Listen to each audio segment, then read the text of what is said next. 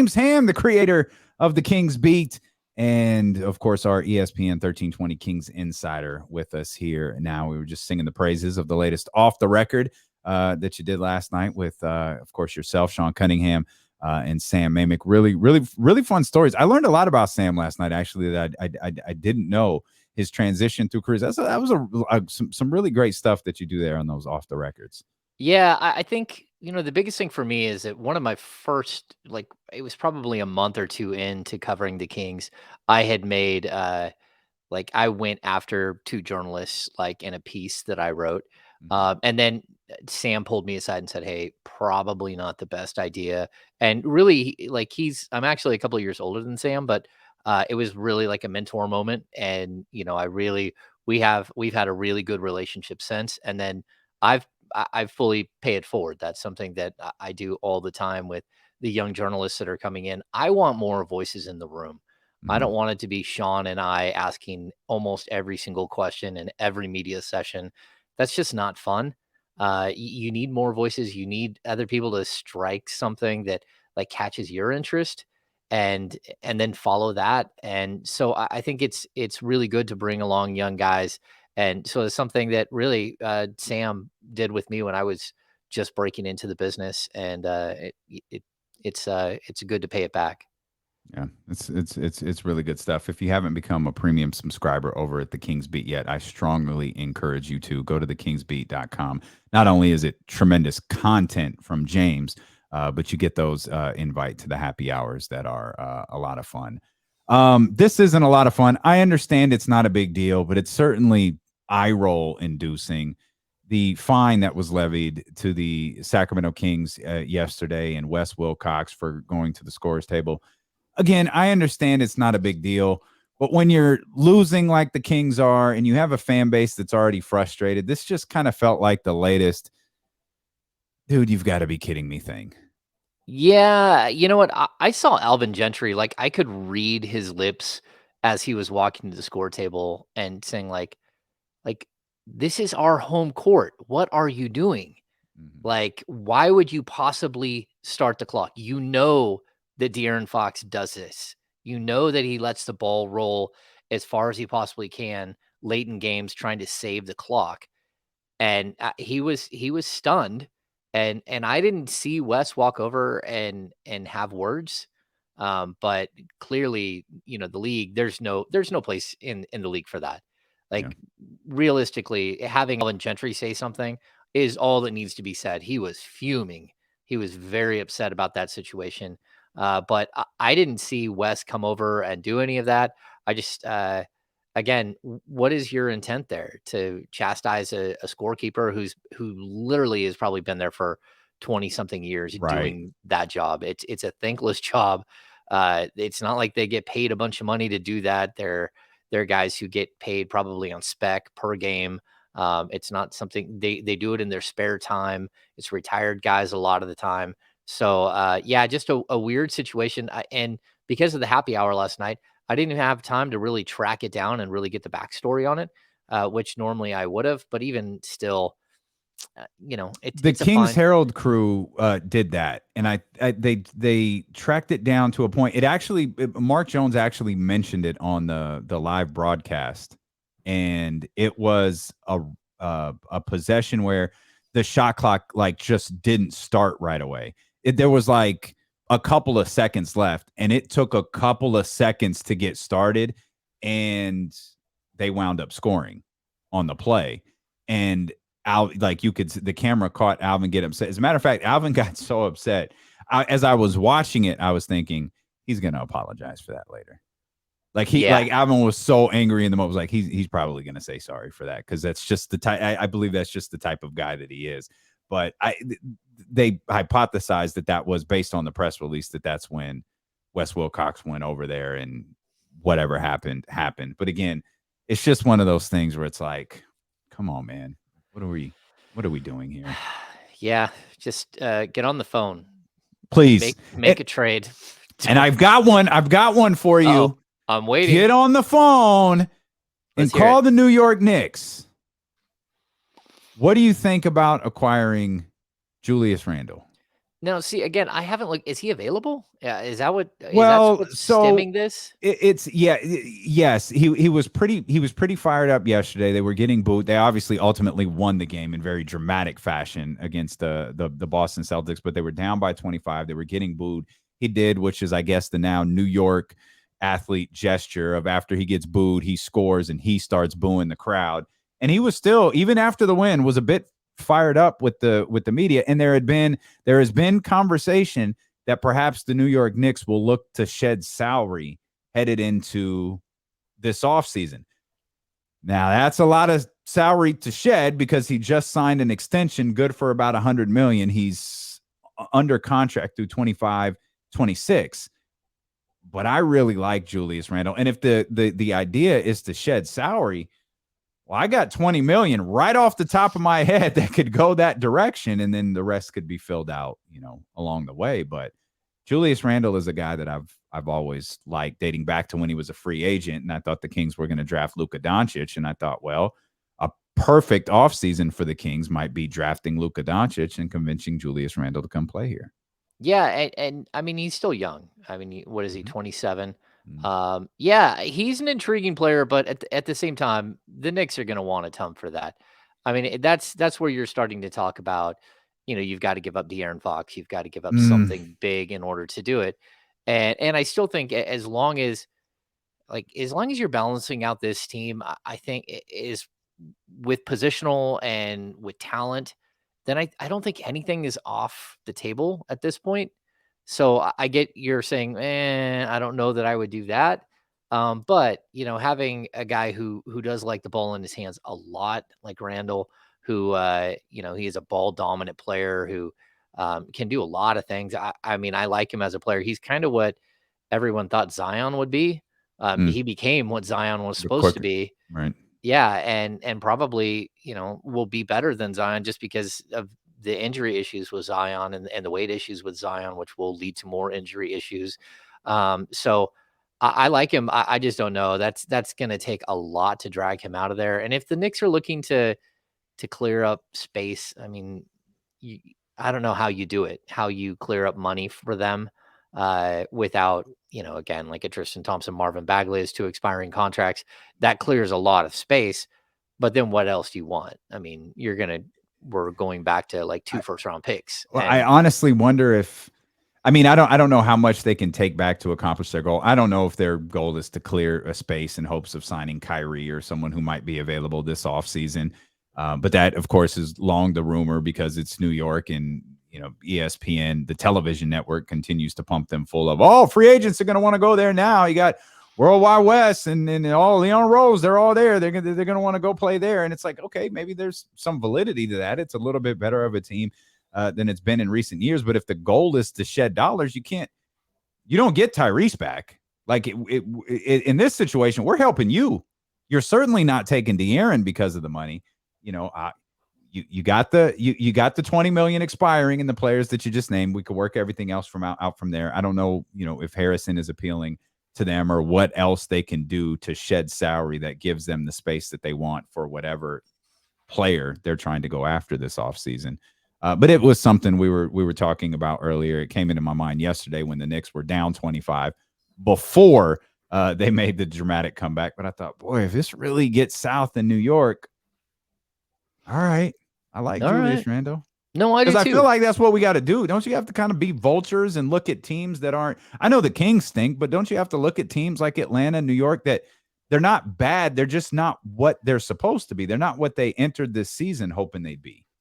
No, I totally agree. Yeah, I mean, you've got to swing for the fences here, and I think you're always looking for teams that are struggling or are up against it with like a young player that just doesn't fit what they're trying to do long term. I don't know if Randall fits into that, but I also I've gone on record and said this, like, money can't just go out and try to get a little bit better.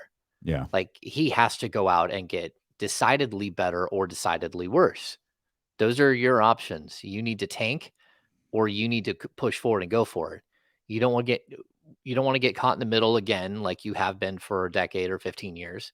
You need to either swing and bring in something that's going to change your trajectory now and the next 3 to 4 or 5 years, or take a gigantic step back and say, how do I rebuild this thing and do it the right way the next time, and collect a bunch of assets. And I don't know how the Kings can make, I mean, how you can do that at this point. Like, it's going to be a rocky couple of weeks.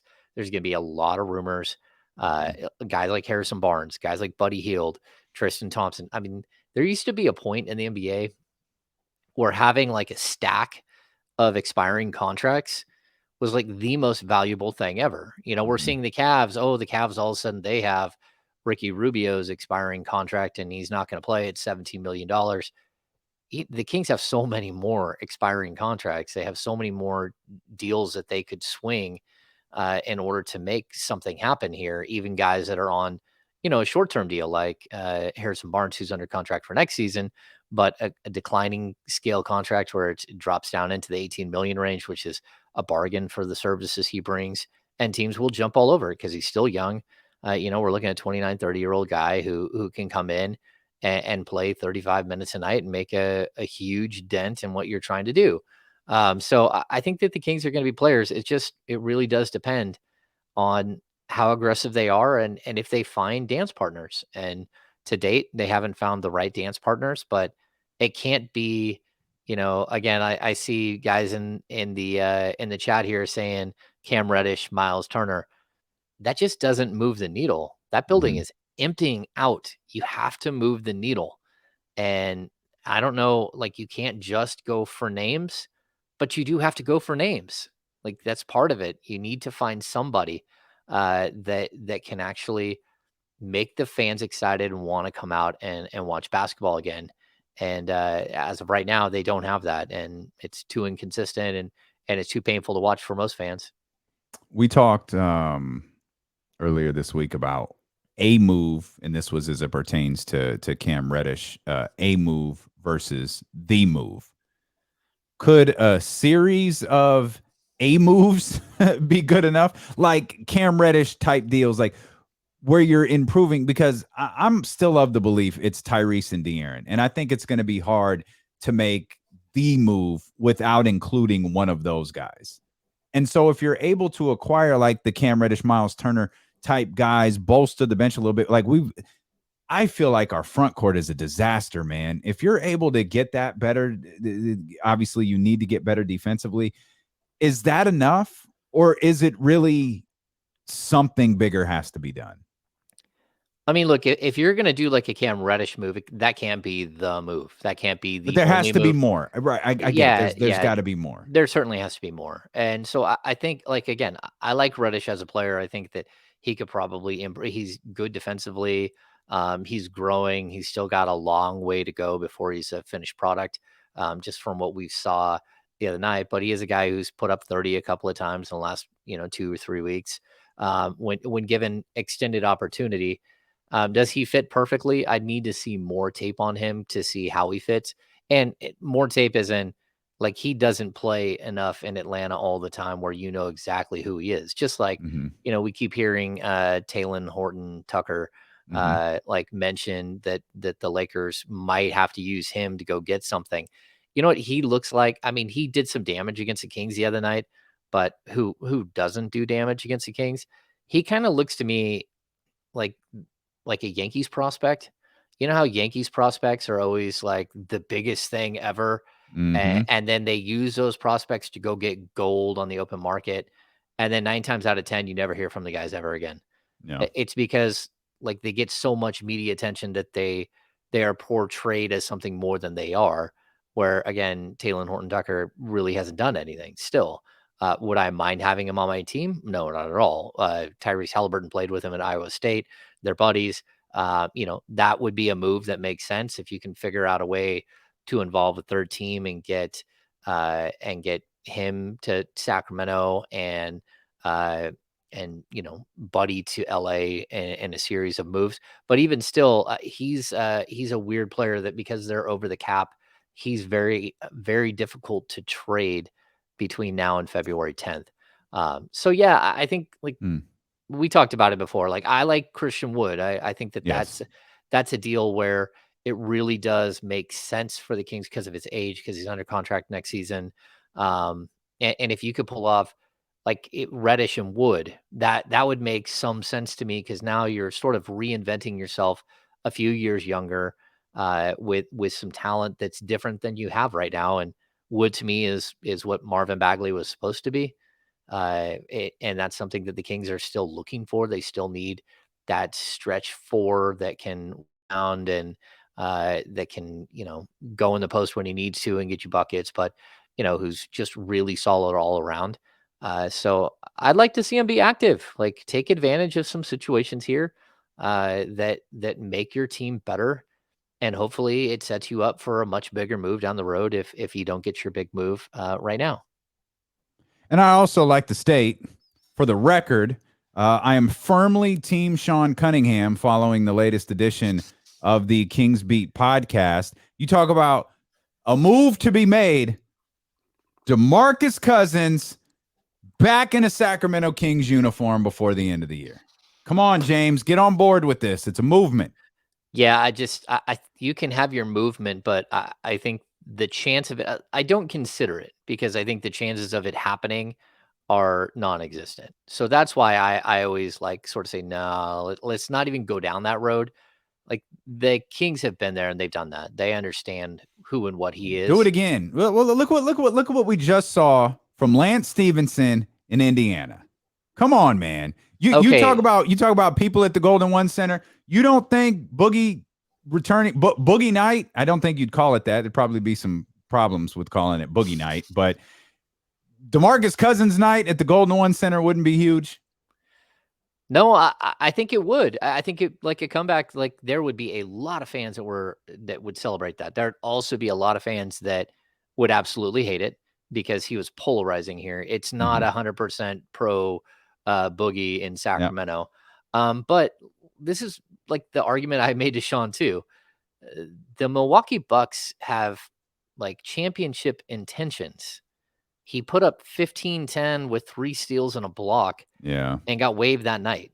I don't understand that. Like, I don't get it. I understand it and should tell you everything you need to know. No, you don't think he was a problem, do you? Well, I mean, I don't think that, again, the talent level has always been there, but there came a point where the talent, uh, like, you always have a balancing out, right? How much are you willing to work with? How much are you willing to put up with in order for the talent? When the talent starts to diminish and that personality still is quirky and has some issues, like, I think you've passed the point, and that's why he's played for a bunch of teams. And again, I keep saying Christian Wood, but go back and look at Christian Wood's situation. How many teams did he play for before he landed in Houston and found a home? And the answer is way too Yeah.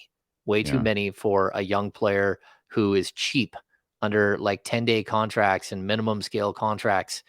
Like, that guy should have been able to stick around somewhere before he got to Houston, and that's just not the case. But does So, that make you nervous about wanting to get him here? Obviously, I don't think it would cost that's not a Tyrese Halliburton, De'Aaron Fox type deal. That's a different type of deal for Christian Wood. But does that concern you a little bit? Because as you just said, you've been pro Christian Wood for weeks now. well, yeah, sure it does. I mean, again, he's played for Philadelphia, Charlotte, Milwaukee, New Orleans, Detroit, and Houston. So 1, 2, 3, 4, 5, Jesus. 6 teams. And that's from ages 20 to 24. And so again, there's a reason why that happens. Some of it is like situational, but it can't always be situational. Not if the second he steps on the court, he's so good. I mean, that's what we Mhm. saw in Detroit. It was like he just smacked around the Kings. Then I remember he went to the Pelicans and just smacked around the Kings again. And you're just like, how is this guy not locked up under contract somewhere? There's Mhm. always a reason, and I'm not sure what the reason is with Christian Wood. I haven't spoken to him enough. We did just see this whole thing with John Lucas, but like I don't know. Maybe that there's a bigger reason that we just don't have the 4-1-1 on yet. And but you put him in the right situation, I think he's shown that he can be extremely successful. He'll be a little leery of the numbers because he's playing on a horrific team and somebody has to put up numbers for that team. But, 20 and 10, that's not like, dude, don't just walk into the league and put up 20 and 10. But at his position, he could do that here.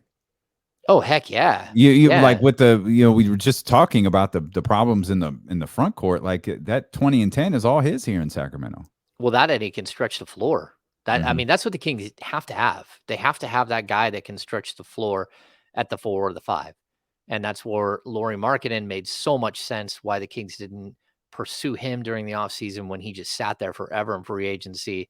It's why Anthony Tolliver got money in Sacramento, because having a stretch 4 is tremendous. And because the Kings don't have a legitimate option behind Harrison Barnes, I mean, Harrison Barnes might be able to be your stretch 4. But then you need someone else to play 35 minutes tonight at the 3. And they've tried it with all these guards, and that hasn't worked. Mo Harkless is what he is. He's a good defender, but if you're struggling offensively, and I'll say this too. We've seen games all of a sudden become closer, right? The Kings aren't getting blown out. They're not blowing out teams. It's been really, really close, except for I think one game over the last 7. That's a good sign, right? But at the same time, it's almost too late to figure this out. Now you're almost to the midway point. I think tonight is game 41, right? Yep, that's it. And so you should have already figured this out right now. And so where do you go from here? You got to go somewhere. And I see people throwing in names like Kelly Oubre, stuff like that. You have to make sure that you have the culture here that can withstand somebody, that can withstand Kelly someone. Oubre is a little different. Yeah, with a little bit of crazy. And, and people, they may forget this. Kelly Oubre played on an AAU team with De'Aaron Fox. It's one of the most stacked AAU teams you've ever seen. It's Fox, Oubre, Justin Jackson. That there's 6 or 7 NBA players on their AAU team. It's just really, really good. But maybe someone like that. Maybe you need a small forward. The fact that they didn't chase him in free agency again kind of makes you scratch your head and go, there's a reason why you don't chase some of these guys. All right. I still think you're wrong about DeMarcus. I just do. I did. I mean, I feel like they went out of their way to say nice things about him. And talk about the way that he played and that they could partner again moving forward. I was really surprised to see that he was waived, because I thought, man, he's really making the most of this opportunity with Milwaukee, and it's perfect. They need him at this position. They're headed to the postseason. This is a perfect fit. And then no, it's not. It's oh, all right. I don't have a retort to that. I just thought that was I thought that was odd. Yeah, I hope he tells lands. You a lot. No, it doesn't. I'm Team Sean Cunningham. He said he was humbled, and I agree. I also wonder, and I guess these are questions I wouldn't know the answer. What does DeMarcus want to? Obviously, DeMarcus wants to play. There's no question about that. But is he looking to just play, or is he looking to get back to his form? Is he looking back to trying to be a starting 5 in the league? I mean, I honestly thought he was going to retire. I thought he may be mentally broke, and I couldn't blame him after all of those injuries. But that's fine. James is anti-DeMarcus Cousins. We'll leave it at that. I'm not I like Boogie. I've had a good relationship with him over the years. But again, in the last since he left the Pelicans, we're talking about the Warriors, the Rockets, the Clippers, and now the Bucks. Yeah. And you would think that any one of those teams could still use the skill set that he has in order to get to a championship. And I know specifically with the Warriors, as soon as he came back from injury, he wanted to play 30 minutes a night and he wanted to start. And it was just look, man, you're not healthy enough yet. And and he kept pushing and pushing. And at a certain, again, it just became an issue. And so I hope it works out for him. I hope he bounces right back into the league. I'm as confused as anyone why you would waive DeMarcus Cousins and pick up Langston Galloway. I mean, that doesn't make any sense. Well, we'll come back. We're going to talk about De'Aaron Fox's recent play. James will continue to ruin our Friday happiness here as D'Lo and Casey continue on Sacramento's #1 sports station, ESPN 1320. That was a great combo. Did you say also, or Sean said, Anthony Tolliver has been on the most teams in NBA history now? Yeah, or close to it. He signed somewhere, right? Yeah, it's either, I thought I heard you say that last night. I yeah, actually didn't see that alert that he signed somewhere. he did No, sign I'm somewhere. okay. I'm Yeah, okay. Thanks, Jesse. he's actually he signed with I Philadelphia. This Oh wow. oh no, that was last year. He did sign though. I know he signed a 10-day. He did not play, but he was waived by the Pelicans on December 27th. So he was on their roster, and he was in a battle with like there's a couple of guys, Chucky Brown Mm-hmm. and Tony Massenberg, two former Kings. So Nice. Spurs, Portland, Warriors, Minnesota, Atlanta, Charlotte, Phoenix, Detroit, Sacramento, Minnesota again, Portland again. Those don't count. Sacramento again, Memphis, Philadelphia, and the Pelicans. So we're looking at 12 teams. That's Amazing. a lot of teams. He's a good dude. He is. I Yeah, like him. they brought him in. And the comments are All right. just Yeah. crazy. Comments are wild. I don't think Sprout's Uh, not enjoying the show today. She just came oh, in. yeah. Yeah. Not Dick. She didn't like your boogie take, so she went to sleep. Oh, yeah, I gotcha. Even though she can't hear you. The pug is around here somewhere. I think he actually has found someone else to sleep on since my father-in-law is still here. He Yes. goes up and he hangs out with the My father-in-law favorite. I think it's only happened on the show once, but I remember it happened on the King's Beat for sure, or on the happy hour. My favorite is when the pug runs to you Oh yeah, because you the can click click hear click the you click. can hear. Yeah. Co, I saw you, Co. I don't know if you're still in here, man, but good luck to you and the family, man. That's good stuff. I'm gonna go out on a limb. If you haven't yet, you should probably turn us off. Focus your attention on the misses and the new baby on the way, man. But congratulations, bro. We're happy for you. Happy for you. A pet segment. Yeah, we have guinea pigs here at the house too. I could bring the guinea pigs on. We have Jimothy and Nugget. Is Jimothy a office reference? Yes. Yeah. No, that's my James, Jimothy. yeah, that's yeah, my youngest, he's a huge actually all of us, we watch The Office nonstop. Great. But yeah. Yep. That is fantastic. Luka Yeah. Doncic will miss tonight's game. Jeez. He's gonna miss another game? Yeah, he just announced it tonight. He's gonna. I mean, it's against Houston for whatever it's worth, but his 15th of the 39 games he'll miss. I thought it was interesting that Amick mentioned just how he's plateaued. Yeah, I caught that. I was and he didn't skip a beat with his thoughts on Luka at all. Yeah, he's down to 25 a game, shooting 44% from the field, 31.8% from three. His free throw numbers are down to 71%. Yeah, he is not the same player he was at age 20. Yeah. And, to be honest, that was one of the concerns why the Kings didn't draft him. I've never had any, like, I've talked to Vlade about the whole dad situation, and he just laughs it off. He's like, me and his dad had a laugh about it. He's like, it's just not true. But there was concern about his nightlife, like like as a 19-year-old driving around Europe doing whatever he wanted. Kevin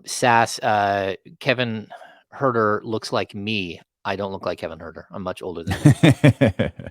Except for I don't know that he can grow goatee yet. I don't put that. That's a good ball player right there, man. He is a good ball player. He's a guy that, like the Kings, that's what I kept saying, like, go for Reddish or go for Herter. in a swap for Bogey. Like if they really want Bogey, we're coming back, James. Sorry, yeah. we're coming back.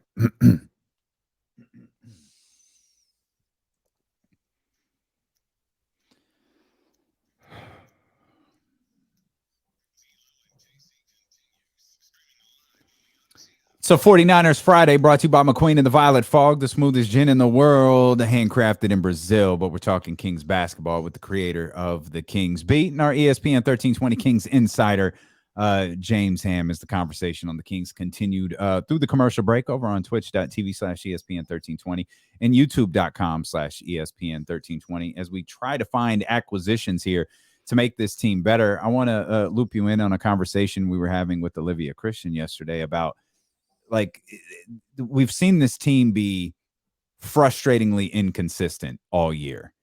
And I wonder how much of that do you think has to do with, and you've pointed this out since the start of the season, you've got two guys that don't want to be here. How easy is it for teams to check out when you're down 13-5 a couple of minutes into the game, 13-2 a couple of minutes into the game, when you know a couple of those guys are just waiting for February 10th to be here with hopes that they're on a different team? Yeah, I mean, I think that that's always a concern. And it's not just, I'll say this, like, it's not just that they don't want to be there and that everyone knows it. It's that you feel it. You feel it when you're in the locker room. And does that make other people upset that they have teammates that don't want to be there and they're still there and they're stuck with these guys that aren't 100% committed to what's happening? And so you start to have this sort of like ripple effect within the locker room of, okay, when are they leaving? Because I'm not sure that we can win until they're gone. And on top of that, I think it compounds that Buddy Hield, I think he's gone away from it right now. But there was a point early in the season where he was stat hunting so hard. You know, he knows what he needs to get his incentives, and he was fully stat hunting. So he goes 0 for 10. He doesn't care.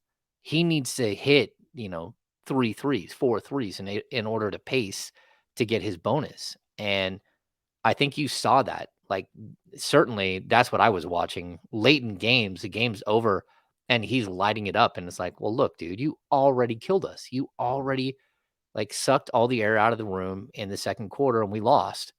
And now you're going to go out there and stat hunt and act like you did something. And so I do think that there is an issue with that. I think for the most part, Marvin is trying to get better. Like what we've seen from Marvin Bagley, I don't think he's a problem behind the scenes. But I do Well, think I don't think Buddy's a problem behind the scenes either, is he? No, but I mean, Buddy's a big personality, and when his motives are pure and all that stuff, I think you're fine with that. When it's not, I mean, you could see how that could get a little under your skin over the course of time. And yeah, I don't know. I mean, again, it's weird because we're not there. We're not inside the locker room like we usually are, and you can get this different sense for the team, the players, but overall, if you can't get that feel, if your spidey senses aren't allowed in the room, then it really does. It makes a lot of what you're hearing, or we hear certain things about who is happy, who isn't happy, or who's motivated, who's not, and it's just different when you're in there and you're feeling it and you're seeing it for yourself. So I don't like to pontificate a whole lot on who wants to be there and who doesn't, because I don't see it and I can't pull someone aside and flat out ask them, would you like to be somewhere else, or are you okay staying here? And you don't always get an honest answer, but just because they don't answer honestly doesn't mean that you don't see the truth when you ask it. And that's a big difference. That you can't ask something on Zoom and hope that you're going to get an honest answer, or in a media scrum where you're in a press conference room and there's all these people outside of it and there's cameras rolling from all kinds of different organizations. That's not an intimate setting where you can actually get deeper information from a player. Do you think so? We'll keep the conversation to stuff on the floor. Do you think Marvin will grow when he leaves Sacramento, or do you think we've seen who Marvin Bagley is as a player? No, I don't think we've seen who Marvin is as a player. I think that his ceiling is much lower than I ever thought it was. That's right. You said that, yeah. Yeah, and I think his floor is a little bit higher than I thought it was at the end of last season. He is getting it, and to me, that's the biggest part, that he is starting to understand the game of basketball. He has moments where he slips out and he tries to do things too much on his own and he plays outside of the offense. But I'll also tell you, they don't run plays for him, and that would be frustrating. The fact that he scored in single figures, like I think it's 5 of the last 7 or something. His rebound numbers are up, which is good, and that's how he's got to get most of his points. But he's not hitting his 3 ball, and those are the opportunities the Kings want him to take. And so he kind of is putting himself in a little bit of a situation just because, he's not having like this effective 3-point shooting night, which opens the floor, and then maybe he gets more opportunities.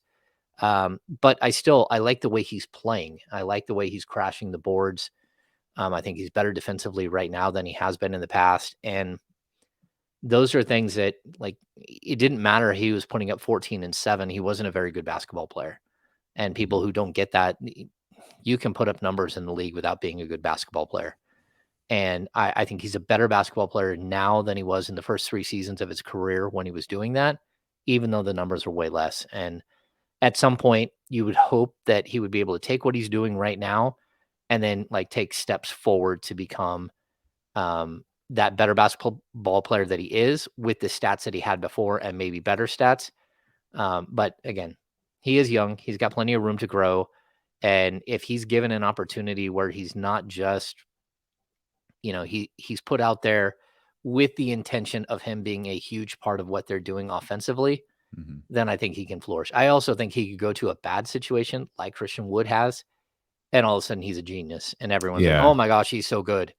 Well, I also wondered too if you just land him in the, we have to talk about if Marvin lands in the right spot. If Marvin lands in the perfect spot, and I don't know where that is. Like, I have no idea. I don't know if it's a coach, a head coach, if it's a position coach, if it's someone just getting through to him. I still feel like Marvin is as raw, maybe as raw as his rookie year is an extreme example, but I still feel like there's something there with him. I don't feel like it's here. I'm not like trying to stay, no, let's keep Marvin forever.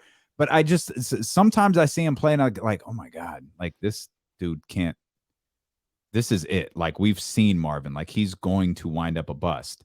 And then there are other times I see him where it's like, nah, man, he's got something. Like, he still has the ability to be a really good player. It's just someone has to get through to him. And I have no idea who that is. I just know, I know it's not here, but I have no idea who it is. No, I think there are 2 different scenarios here that we could think of. Like there's a couple of spots that have such a good development department that if he went there, you might see a completely different player, right? And then we have the other spots that are just, the teams are so bad that he could step in and get so many opportunities that he's going to look better. So if I circle 2 spots that, if I'm his agent, I would really try to get him to, maybe 3: San Antonio, Miami, and Toronto. Like, if I didn't think of Toronto, I thought San Antonio and Miami were the first 2 teams that came to my mind. If I can get him to one of those 3 places, then I think he has a chance to not just be a role player, but to be actually a really good player. And then if I circle like Houston, Detroit, these teams that are historically bad, even Oklahoma City, I think he can go there and get stats and make the Kings look bad as well. And then the rest of the league, if he goes there, he's going to be a role player who sometimes has good times and sometimes doesn't, a lot like what he's doing on the Kings. I mean, maybe I'm missing a couple of teams out there, but those would be the teams that I would circle. Like, let's get him to this, or this. And if we can't, let's get him to a situation where he's just going to put up gaudy stats, and then maybe he gets paid because of that. And that's one thing I'm fascinated to see, is what his next contract looks like. Like, is someone going to sign him to a 1-year deal to see what he looks like? Like, is there someone that really believes in him? Like, I can't even venture a guess what Marvin's free agency will look like. Well, see, this is a problem that people always have in Sacramento. They always overvalue what they think someone should get and is worth. So, like, let's go back to Harry Giles. Everyone, oh my gosh, they didn't keep him. It's only, $2.8 million. Now Harry Giles is out of the league, and And like half the G League has been signed, and Harry Giles isn't on that list because he's still injured or he's still able to play fully. So again, Harry Giles was never going to get like a $4, $5, $6 million contract. Kings fans always think that. Willie Cauley-Stein thought he was going to get paid when he left Sacramento. Oh gosh, He thought he got a league minimum deal. that's what he when got. Kings fans knew. They're like, he ain't getting that.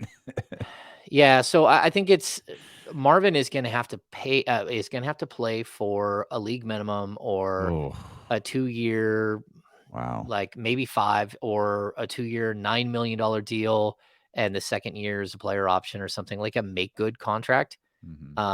And that's going to eat up his 23 and 24 year. But I still think, in this league, we all know that big men take till they're 24, 25 to develop fully. And that's when we know who they are. And we don't know who Marvin Bagley can be still fully. I just don't think, at this point, I'm not sold he's ever going to be a legitimate 20 and 10 guy on a good team. He can be a 20 and 10 guy, but it won't be on a good team. And, he could also be a really, really good role player for someone else. But I'm with you. I just don't think it's Sacramento. And I think the Kings feel the same way. You talked about numbers there a minute ago. It's D'Lo along with James Ham here on ESPN 1320. How do you feel about the way De'Aaron's played the last handful of games? Well, I love it. He had some struggles coming off of COVID, but the player we saw in the 5 games leading up to his health and safety protocols, I thought were genius. He's averaging almost 27 a game. Best stretch of the season, yeah. Yeah, and then I'll say it's like the last 2 games where he's 30 back-to-back games, right? But it's really in the fourth quarter where you're like, oh, he's back. That's the guy we remember. I think you forgot how good he was in the fourth before and how he can take over a game. And it's unfortunate because he's actually had a couple of mistakes or the foul call that didn't happen in the fourth quarter. But again, the Kings haven't been in close games. They haven't been in close games all season long.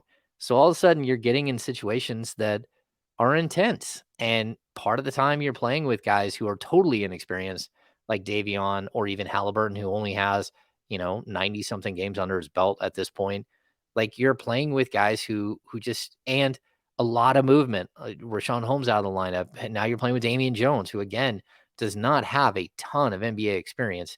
And so you're trying to piece all of this together. And I think he's coming along. He's doing what we thought he would do coming into the season. He's showing you the promise that makes you not want to trade him again if certain people out there want him traded. And he's showing that him and Tyrese can coexist, which I think is another question that a lot of people have had. It's lingered, and I feel bad because I started it early in the season. Him and Tyrese just didn't look right together on the floor. And I asked if they were having a little bit of chemistry issues on the floor. And that question continues to now linger. And people bring it up repeatedly to them. And at this I think point, it's a fair question, though. It's not like that. Yeah. I don't think it's out of line. If you're watching and you feel like, especially, I think the most glaring thing was when De'Aaron was gone.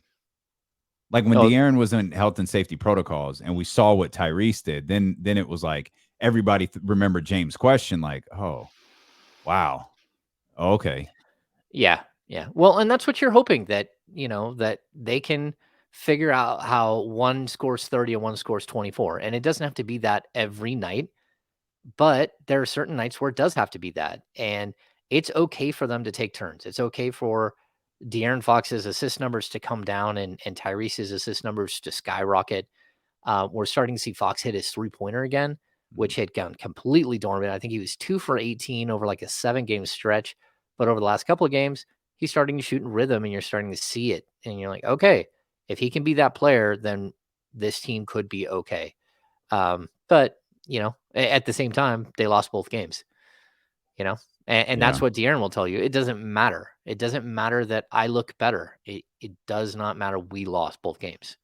And that's it's good that he feels that way, but you also want him to at least enjoy some of the success. And I don't think that he's allowing himself to enjoy some of the success.